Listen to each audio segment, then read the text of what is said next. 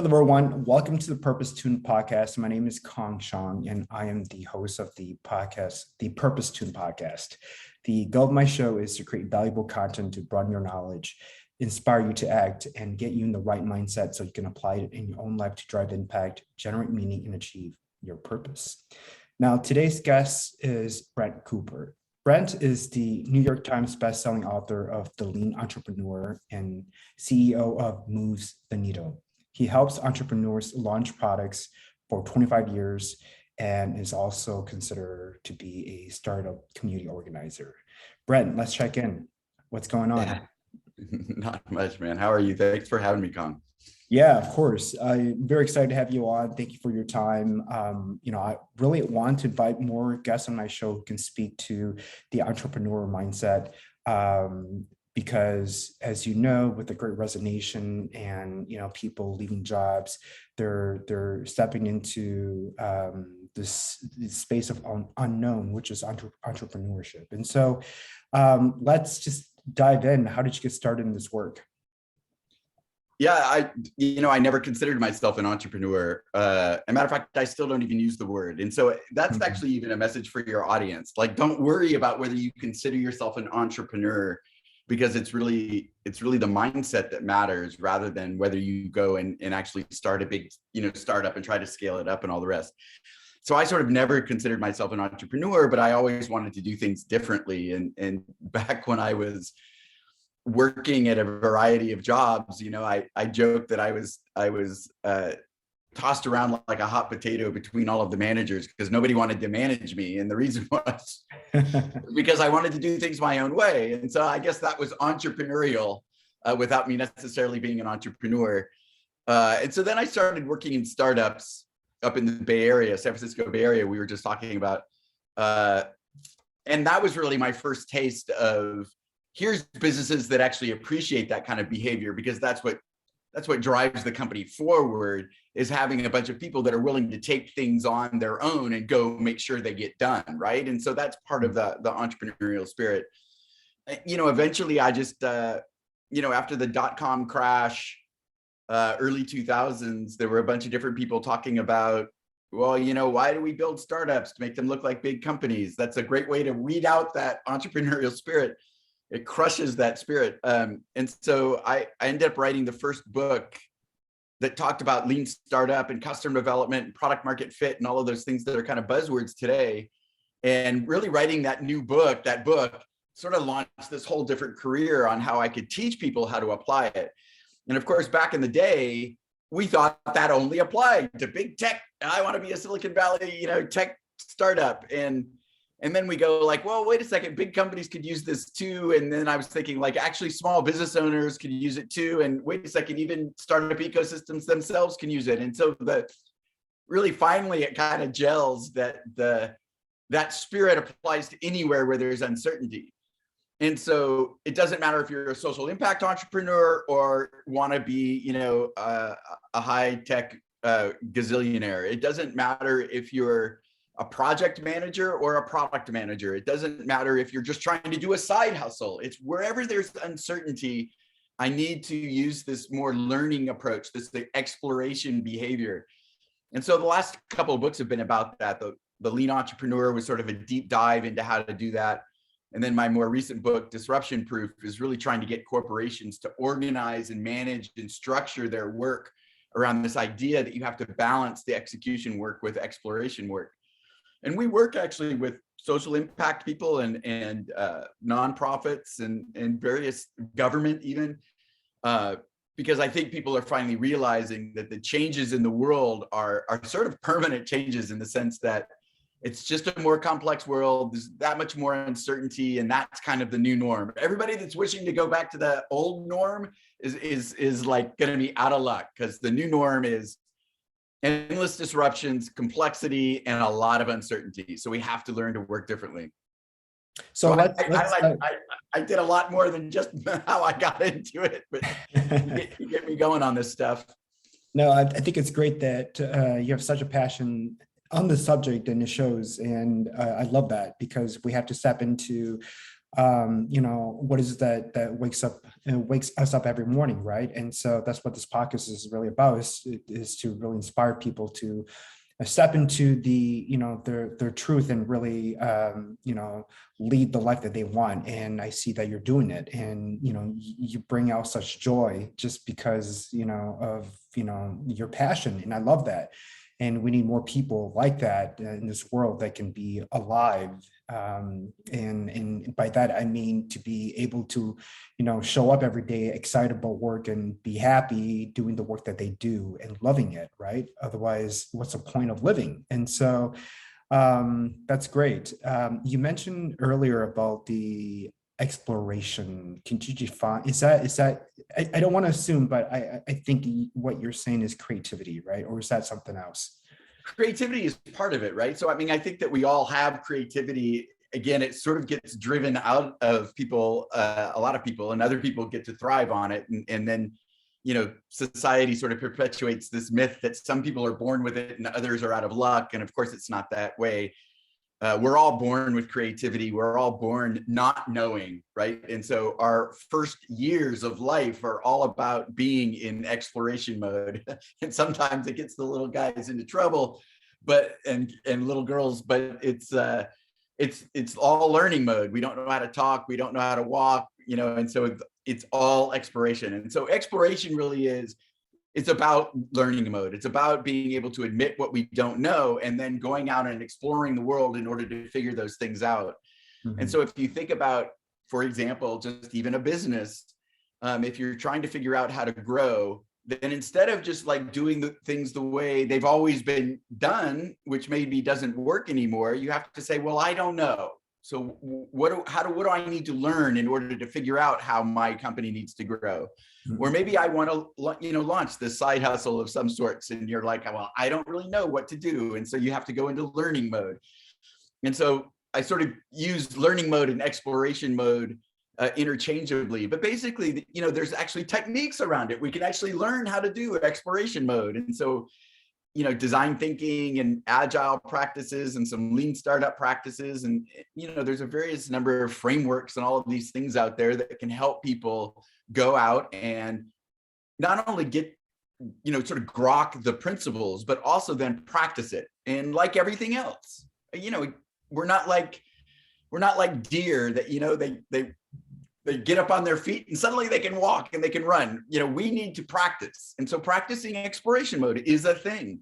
Mm. It's not that we have to be born into it. It's that we have to, be willing to admit what we don't know and go and grok the principles and then practice it. And then we get better at it. And then we start figuring things out and we make it our own, and the craft becomes an art, and you're on your way. So as an entrepreneur, as someone who's a leader in the business, who have folks that report to you, how do you show up in a way that says, I don't know, but at the same time, I'm instilling confidence in my team to lead the business? Like, where's that balance? It's actually really hard.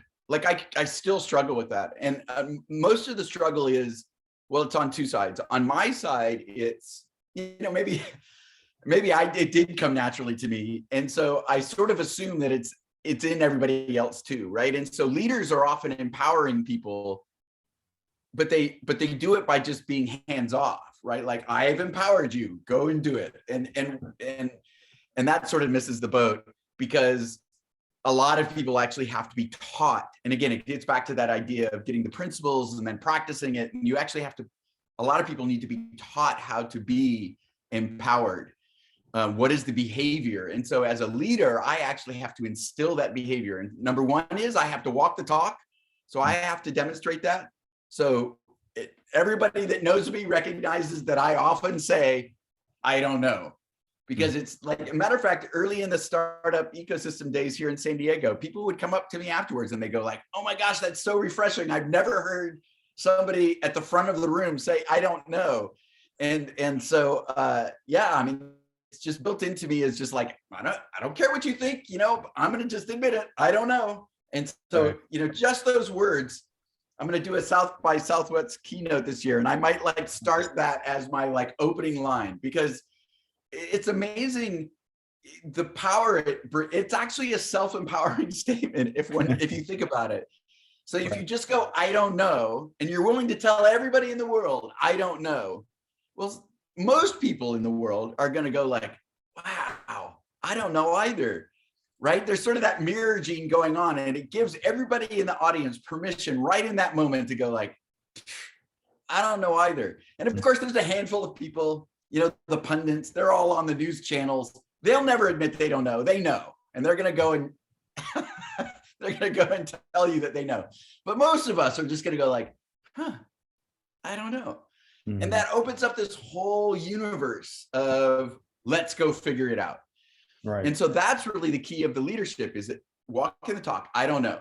How are we going to figure out? Okay, well, I want you guys to go and run these experiments, or I want you to go talk to stakeholders, or I want you to go try things. Don't wait for me to give you permission. You try it. I don't care if you come back to me and go, oh, my idea didn't work. That's fine. That it just gets us, I totally believe that gets us one step closer to what the actual thing is that will work, as long as we don't do that same thing over again.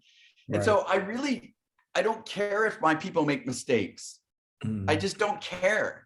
What I don't want is them to wait for me to correct it before they do it, or I have to approve it before they do it, because that just slows everything down to a grind, a halt. And I don't like it. I want you go try it. And I get people, I've been instilling this for ages, and I still get my team members come and go like, well, I'll send you this, and then you can do this. And I'm all like, no. You go do it. And when it breaks or it doesn't work, then you come back and ask for feedback and how I can help you, and I can remove obstacles, and we can figure it out together. But I want you to just go like, do your best. And if it doesn't work, I don't care. Then we can it's like you can't overcome an obstacle until you run into it.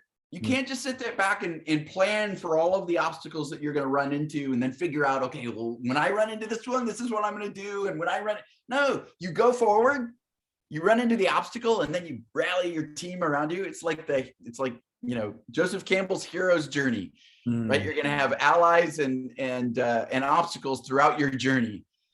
And so you got to go and run into those obstacles, and then you gather your allies and you get over the obstacle, and then off you go to the next one. Yeah. Seems like there's teamwork involved, collaboration, and of course, innovation, creativity, is generated through, people who collaborate together to figure out on a solution. All of that is important. I think, the team part you mentioned is critical. My whole new book has a section on team as being the new unit of work. And so instead of thinking about, oh, I've got to hire an individual, or I've got to manage this individual, what we want to do is create teams that are overcoming obstacles together. They're like, they're like special forces teams, right? And so I'm going to assemble the special forces team based upon the skill set we think is required to overcome a mission. And then as a leader, I'm saying, okay, let's establish your mission. Let's make sure you have the resources that you need to accomplish your mission. Here's how we're going to measure success. Here's how we're going to measure your progress towards success. There's no real hierarchy on this team. Whoever is the expert in a particular phase is the quote unquote leader for that phase. You guys establish the work that you're going to do, how you're going to get there, and then you come let me know how I can help you. And then you have to send me these periodic reports that say how you're doing. Boom, off they go. The team itself creates a social structure. And especially these times in COVID where people are still working remotely, we still need that team. And so the team is going to provide a social structure so people feel like they're, with people. The team is going to prop up the one who's actually having a bad day or a bad week. And so there's no repercussions for that. It's just normal human behavior, normal human activity. It's going to reinforce values. So you're not going to have people that are going off and doing crazy things when you've got a team that's adhering to the values. And so the team is the new unit of work. We have to think about how we're empowering teams and providing teams missions, as opposed to sort of micromanaging individuals. Mm-hmm. Yeah, that's amazing. Obviously, I've had my fair share of good and bad bosses, and of course, nobody likes to be micromanaged. And right. Yeah. Describe your understanding of what an effective leader looks like. Well, so, a lot of leaders have, empathy is sort of a buzzword now, which is, I think, is great. It's like, even if you do empathy bad, it's sort of a step forward, I think. But so Is there leaders anything often bad get about these. empathy? What's that? Is there anything bad about empathy? I don't know. Well, it can be done poorly, is I guess what my point is. Like, when corporations are talking about doing it in their TV commercials, I'm actually suspicious. Walking a mile in somebody's shoes, inside of a big corporation, that means people sitting around a conference table going, well, how would I act if I was wearing their shoes, right? And so they're actually not they're not really getting the point of empathy. But so to get to your question, empathy is super important. Empathy for all stakeholders, for customers, clients, but also for your employees. And actually also for your bosses, which is sort of an interesting idea. Vulnerability. So we talked about admitting when you don't know. And so leaders that stand up and talk about their own failures or when they don't know is a vulnerable thing to do. Oftentimes still these days, leaders get to be leaders based upon being very good at what they do. They're experts and they're great at executing. So people that have succeeded with that mindset, for them to stand up and then say, man, I made a big mistake.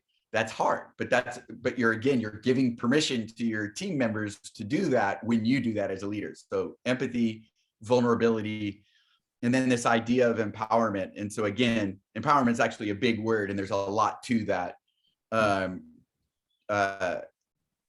But I won't repeat that. But it's forming these teams and giving these teams missions and allowing them to organize the work themselves, as opposed to you sort of dictating what tasks are. And you don't want people telling you what tasks they did. You want them telling you the progress toward the desired outcome. And there's a huge distinction there. So a leader also then has to develop an equilibrium based upon their own personal mission, their group's mission. They have to develop an equilibrium between execution work and exploration work. So it's not just that people can go out and do all this great exploring and learning. They also have to get stuff done, right? Leaders and groups are measured, their success is measured by very well-defined outcomes. And so they actually have to figure out what that right balance is. And so I think that's also a tough skill, is, when do you be the sort of more command and control leader, and when are you the more empathetic, vulnerable leader? It's a mixture of skills that are required in order to accomplish the objective. And I'm sort of no hippy dippy capitalist, even though it might sound like it. We're not. Even if you're a social impact entrepreneur, what's driving your organization is accomplishing its mission. Not that everybody can just, sort of get along. Getting along is great, and I hope everybody gets along. But the mission is what creates the organization, and so you have to be still pursuing the mission. So all of this empathy and vulnerability and empowerment is in service to accomplishing the mission, and that mission can be purely business related, or it could be, social impact, or it could be, I guess, a variety of other things. Right. Wow. I mean, those are just important characteristics that you mentioned that, I see, would be ideal for, effective leader, someone that I would work with. I think going back to your point about vulnerability, I think some people view it as a weakness when it's actually a strength, because it takes courage to actually show it, right? And your other point about leaders that they're at one point very good at what they did, but as they step up into a leadership role, they're not so hot when it comes to leading people, right? And so there's a difference between executing and on a task as an individual contributor, and then And then, of course, leading a team of people. And you have to have those soft skills, the people skills, in order to motivate people. What I've seen on my experience working as a consultant out in Silicon Valley and even today is that, especially in the tech space, is that and they have this challenge with how do we develop effective leaders, right? Leaders that lead teams, and we have this discussion all the time. What are the skills or competencies that are needed in order to for a leader to manage its people? Vulnerability, empathy, right? There's also this concept of emotional intelligence, which of course is a buzzword, but even moving. Thinking even more broadly in alignment with emotional intelligence is this concept of decency quotient. And I often talk about this with leaders when they talk about emotional intelligence. A leader can have all the information that they want. Because they're skilled at reading people, right? They have this, they're rated high in emotional intelligence. It's what they do with the information that counts. So that's where the decency quotient comes in. So, for example, I had a horrible manager, right? She was really skilled at reading people, but when she was able to gather information, she didn't use it to develop me as an employee and others that she managed. She actually used it to hinder their performance, pull them back from their development. And you see this play out in the workspace all the time. And so I think that we have to continue to, either read books, do more research, talk to people to expand on these ideas, these characteristics of what it needs to be an effective leader, so that we're up to date with all the constant changes that the business is going through. What are your thoughts? My immediate reaction to that is that it sounds like we're sanitizing the word emotional, the emotional intelligence idea, in a way that I don't think is healthy. So to me, somebody that reads somebody else well, I would not call that like a real great EQ. I mean, a good EQ is somebody that actually knows how to develop empathy. And that isn't just reading somebody. That's actually taking the time to understand what drives and motivates and what that person aspires to. It's a way deeper emotional connection than like, oh, I read that person's really insecure, or that person is this or that.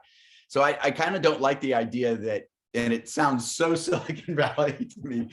I don't really like the idea that, oh, well, somebody reads somebody well, and so therefore they have a high EQ. I think that that's like, that's ripe for really what you're talking about, is somebody to take advantage of that, as opposed to themselves. Like, so the words empathy and vulnerability go way deeper than this concept of that concept of EQ. Vulnerability would be is that I'm willing to put my own feelings on the line in order to understand you better. And it actually doesn't mean that I have to go off and develop a policy that makes you feel better. That's not the point. But I should actually be able to understand what the implications of my policy are on you and your life. And especially, like you brought up earlier, in the time of mass resignations, you better understand your people that well, because if you actually go and do something and everybody leaves, that's on you. So I don't think that we actually train these middle managers. I don't think we train these leaders very well in how to apply these concepts and how to make a more positive organization. And so part of the hiring and advancing process is broken, because we give these people teams to manage, and then we don't help them learn how to manage it. So why do we pretend that they even have the skills to do it? Is beyond me. But it's also, part of that gap is that even if there is some amount of empowerment going on and sort of at the grassroots level, there's a bunch of agile teams or whatever, the higher up you go, they're motivating their people the same way they've always been. And so these leaders, these middle managers, are caught in this trap where they're supposed to be behaving differently, and yet their leaders are treating them the same old way. And so it gives them, they don't have enough flexibility to even do that team as a new unit of work thing that I'm talking about, right? So the team as the new unit of work, includes like a layer team of teams, and maybe multiple layer of team of teams, because what you want is that the missions roll up to the larger organization. So the missions, if you combine all the lower missions, then you have a product, right? And that product is serving its mission. And then there may be multiple products that roll up to that business unit's mission. And then multiple business units that roll up to that company's mission. But you want all of that stuff to be connected. And so it's very difficult in an organization that has a traditional hierarchy where everybody is organized by function. And yet what we want is this cascading mission idea. And so we lack the flexibility then to manage our people the way we need to in this mission-oriented structure. And we don't have the ability to allocate resources in order to accomplish those missions. And so then we start managing people based upon how many tasks they perform. And it all just kind of blows up again. And so I think that you're right. I think that the problem is really around, it would be interesting.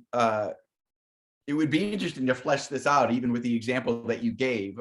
I mean, the person that was actually sort of understood you based upon their EQ, but then didn't do anything to actually help you, is probably locked within a structure that she just doesn't have the flexibility to do anything for you, right? So if she was managing to missions, then maybe she could actually do that easier. I don't know. I'm just sort of making that up. But I think that we put these managers in a box so that, and the box is even, guarded by HR policies that are anachronistic. And so they actually have no way of doing things differently within their container. And part of what we teach is even going to HR teams and say, listen, you maybe need to provide different and new services to your people in order to have a 21st century organization that's disruption proof, or this is all going to go, to hell in a handbasket. And so then they can apply these same exploration principles to figure out what changes HR needs to make in order to make a new organization. But it's very difficult to get that to happen, obviously. Yeah, right. Well, any sort of, request to change humans' behavior is obviously, something that, as very difficult to do. So this is great information. Thank you for sharing your thoughts on, what it means to be an effective leader and how they show up in an organization and the tools or characteristics that they need to have. What inspires you to do this work?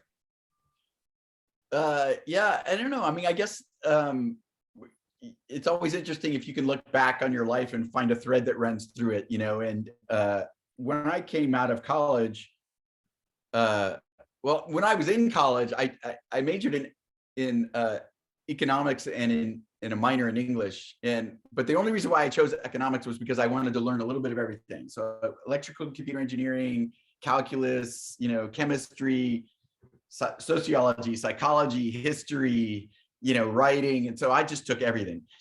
And so then, I left college and I went and got a job. And I remember I was just sitting on the front stoop of a house I lived in Clarendon, Virginia, I think, which is close to Washington, DC. And I was all like, what, is this my life? 9 to 5 from here on out, this is it? And within a year, I had quit my job, sort of dropped out. And I wrote a novel, and it was a really horrible sophomore novel. But even then, I sort of felt, number one, I was very privileged. This was all my own money. I did this myself, but being, middle class, upper middle class, white male in this world makes me a very privileged individual. And so and even just my mindset and my intelligence and my education and all of these things that I got from my parents, these are not things that I earned. This was things that I was gifted.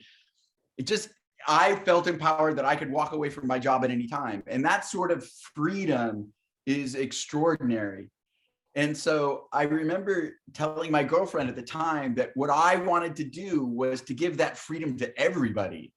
And it's a sort of this long circuitous path, but it's amazing because here I am, boy, a long time later, 40 years later, 30 years, don't make me do the math. I'm still sort of doing that, right? I want everybody to be able to have their own, be in charge of their own economy, because that's freedom. And I think that a lot of these people that are, sort of the mass resignations and people trying to go and figure out what they can do entrepreneurially is all of that. It's like the time is ripe for economic freedom, and you can do so much with digital, and everybody has creativity like we talked about at the very beginning. And so it's really just trying to figure out how to leverage that in order to create and be responsible for your own economy.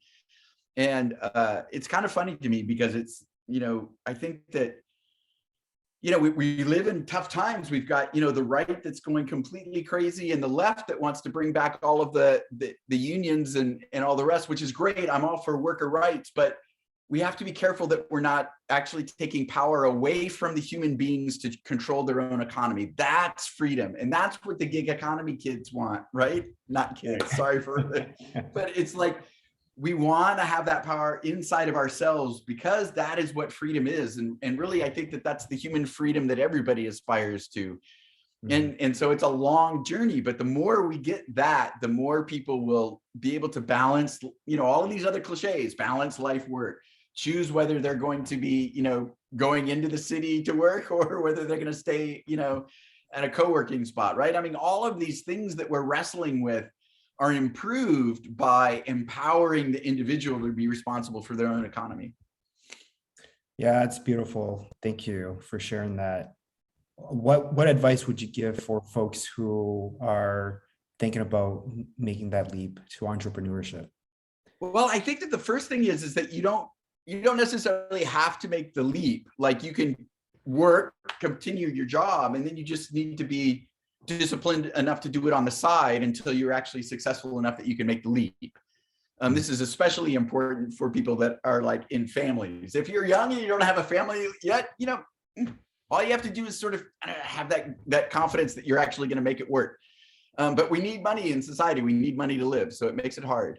But so, there's, I've got a new website. I'm about to launch a course on this stuff at startupbluebook.com.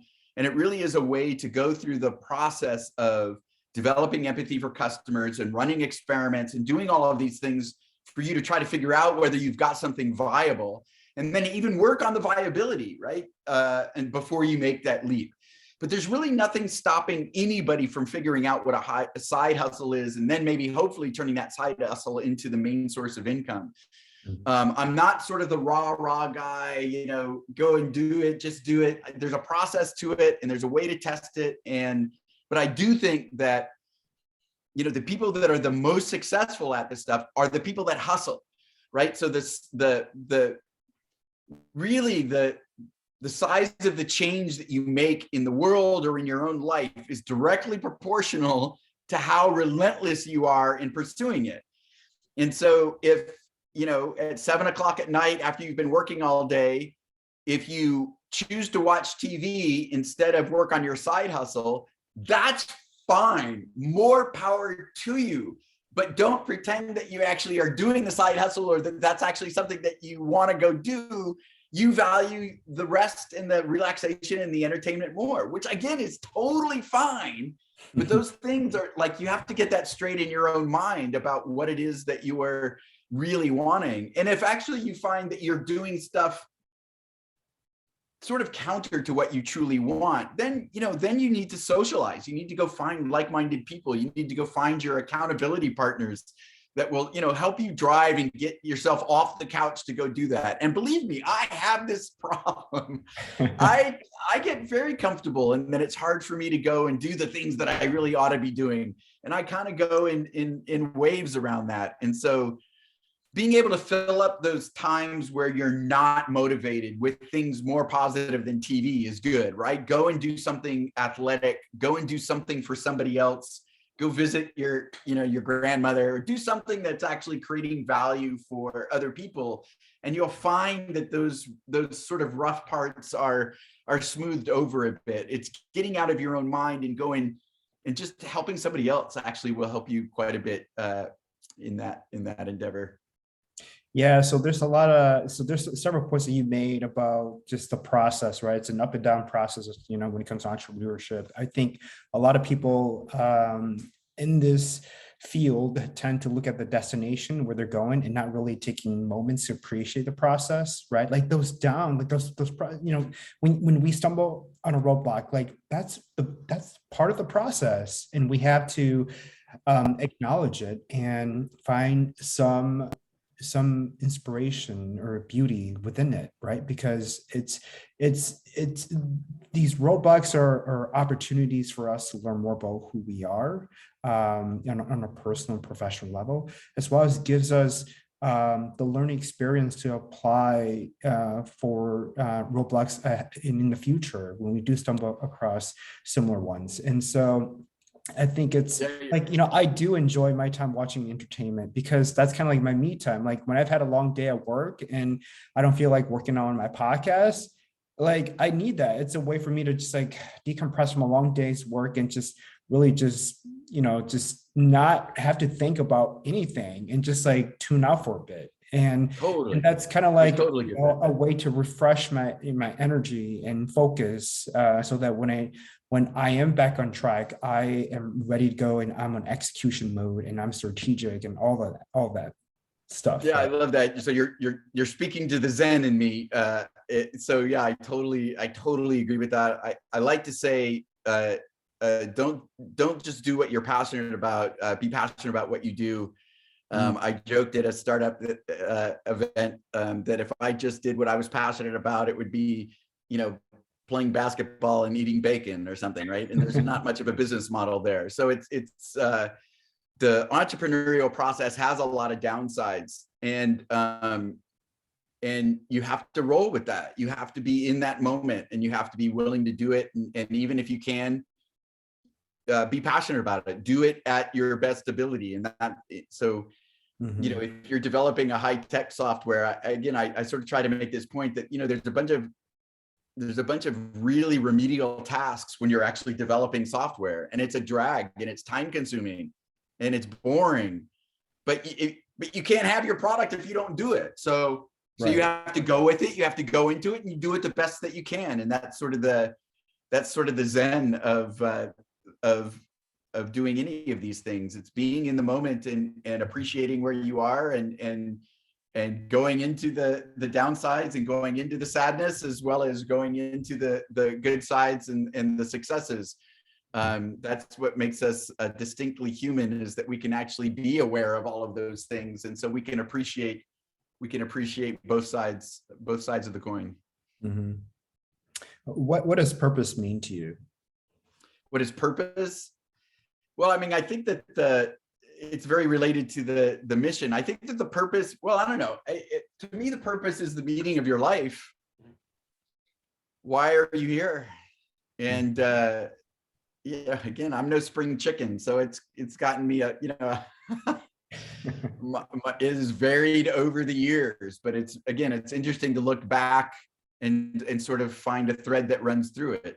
And so maybe you can even do that in your own sort of self-reflection, is even as a younger person, is like, well, if I think back to my childhood and what was inside of my mind when I was younger, and if I think through, the struggles or the wins in high school and what I did in, after school and all of these things, is there a thread that runs through it? And that thread very well might be related to your purpose. To me, a very sort of a healthy way in general of looking at it is that I think, people's purpose should be related to creating value for other human beings.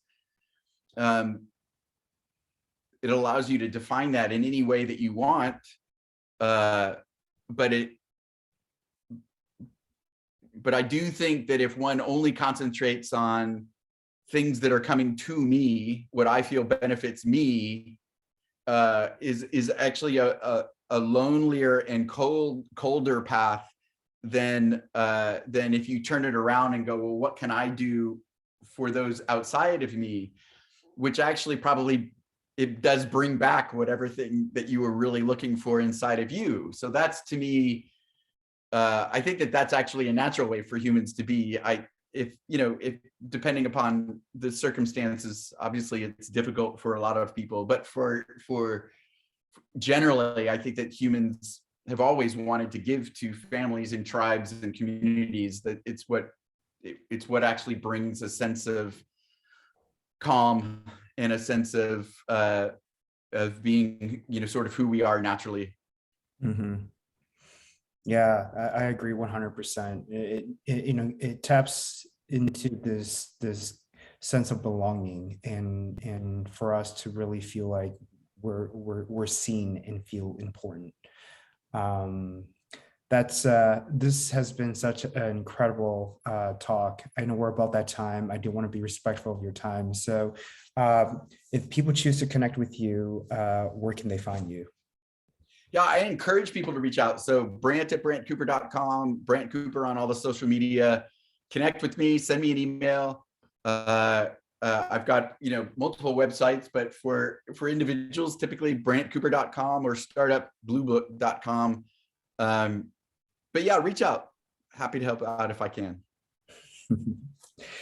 Thanks, Brant. I appreciate it. Folks, if you enjoyed this podcast talk, I do encourage you to reach out to Brant and pick his brain on any of the topics that we talked about, and make sure that you click like and share with your friends and family. And thank you for listening.